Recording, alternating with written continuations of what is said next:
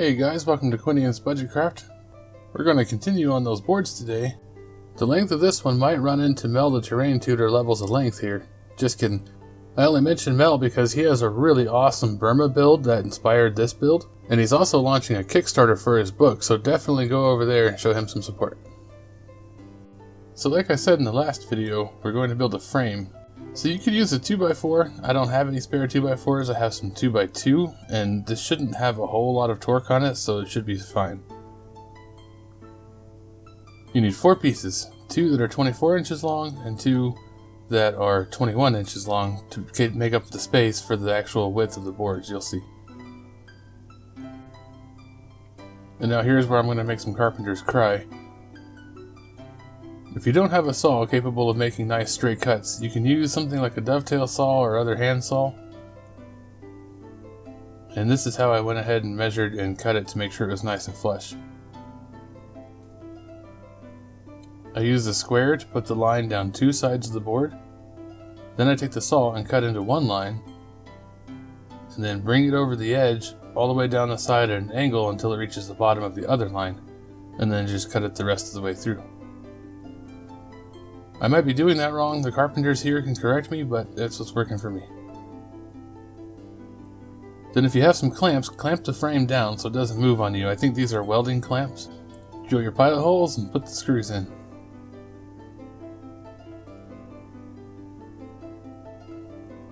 And there's your frame. The first thing I wanted to point out is these are not actually 24 by 24 inches. They're like 24 1/3 or something by 24 1/2. So you can fix it on a table saw if you want to, or just work around it. On this I'm just going to work around it because I don't have a table saw. Now there are a few different kind of foams you can cover this with. You've got some XPS sheet like this one. It's the really dense stuff, it's not the white packaging foam. But you do have the white packaging foam. And if you haven't ordered anything recently, you can just buy the foam as this do-it-yourself insulation kit for like $3. You can also use the dollar store Ready board. I think it's also called foam core. It's $1 per sheet, but the main drawback is it's not very thick, so if you're trying to build up some thicker terrain up to like 2 inches, you're going to have to use so much of it. So for this first one, we're going to go ahead and use that do-it-yourself insulation kit because most people have that foam for free. Even if you didn't get it free, it's really cheap. This white foam is expanded polystyrene. It's the EPS, or yeah, something like that. These sheets are 3/4 of an inch thick, so I'm going to double it up because I want to get pretty close to 2. Because when I build very, very large standalone things, they're on a 2-inch platform. The glue I chose to use on this is rubber cement, which works pretty well and didn't melt my foam in testing, but it did melt it on this. You'll see, but that's okay, we're just going to go with what happened.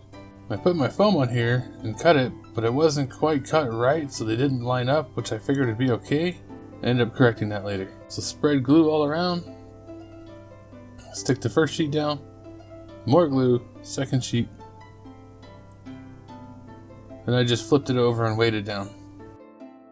So I realized my papers might be numbered different from how I numbered them on the last video, so we're probably doing the wrong board here, but that's okay. So here is the rough idea of how we want this board to look. There wasn't enough foam, so I just added an extra sheet.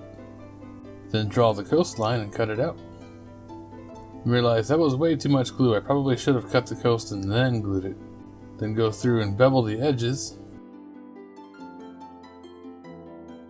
And there you can see the hole that was melted out of the middle by that glue. That's okay, just cut out the bottom of it so it becomes a little cove. One nice thing about this foam is it's really easy to cut into. You can just cut and scrape and shave it off and little pieces fly everywhere. It's really easy to sculpt this foam, but it does make a mess. So get out your vacuum and clean up the mess. A little side note here, guys, don't use your wife, mom's, girlfriend's, grandma's, whatever vacuum. Go buy yourself a little shop vac. And just like on the ocean board, put down the blue paint, wait for it to dry, put down some more, wait for that to dry. And then mix up drywall compound, paint, and glue. This time go a little bit easy on the paint because the compound does dry white, so the less paint you use, the lighter it will dry. Because this is close to the coast, the water would be lighter than it would be out in the open ocean. You can always make it darker with washes, it's real hard to make it brighter. So you just smear that on and do some finger textures to get the kind of waveform you want. What I did is kind of followed the coastline a little bit, and then made sure that the waves, or the ripples, whatever you want to call it, are closer together further out to sea and spread further apart closer to the land. After looking at it a little closer, I decided I didn't like the edge of the board rounding off, so we just cut that chunk off and stick another one on. It's one of the great things about foam. Almost impossible to completely mess it up, just cut it off and put something else there. Then go ahead and bevel that to match the other one, clean it all up with the vacuum. Now mix up some more compound, glue, and paint, but this time we'll use khaki as the base under our sand. Smear it all on, get everything nice and covered. And then use a brush that you've dipped in water to kind of smooth it all out. You might have to dip it again a few more times. And then just get a little bit of paint and bring it down onto the water part you've made already, just to make the sand appear underneath where the water is going to be. The water up by the shore can actually be higher than sea level because of it washing up and making waves and that kind of stuff.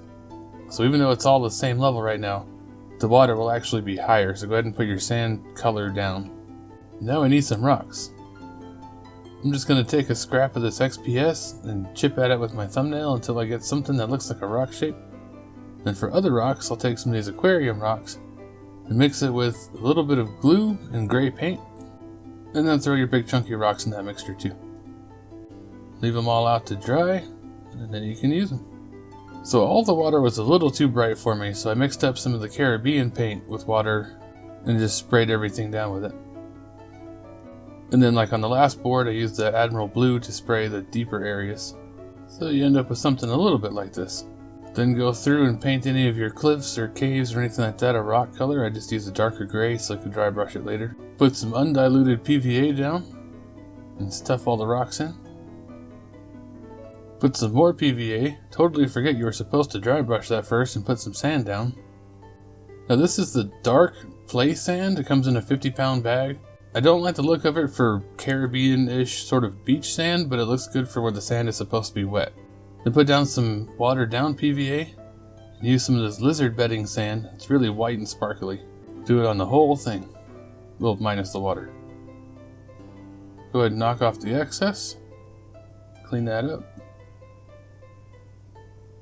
Now to get the screws out of there where they've been covered up, you just kind of have to remember where they were or be smarter than me and put a marker. I'm using a drill bit a little bit larger than the head of the screw, and you're not trying to drill into the wood, just get in there with the drill bit. To get the screw out, you could just flip the board over, or if you've got a real strong magnet like this, it'll pull it right out of there after you've unscrewed it. Then put some PVA in the hole, take some of that fluffy white styrofoam, break it up and shove it in there to fill it up. A little PVA on top just to make sure it's good and sealed. Same thing to the other one. Spread it out if you got a big blob.